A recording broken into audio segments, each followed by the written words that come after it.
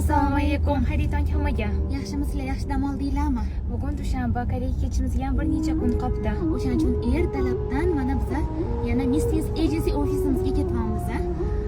Voy, kelinglar sizlar ham konsultatsiya olib, bemalol bizga o'xshab Koreyadagi nufuzli universitetlarga o'qishga hujjatlarni topshiringlar. Bemalol o'zimiz shaxsan ukamiz bilan birga konsultatsiya beramiz, yo'l yo'riq ko'rsatamiz. Sizlar ham o'zingizlarning orzuyinglar amalga oshishiga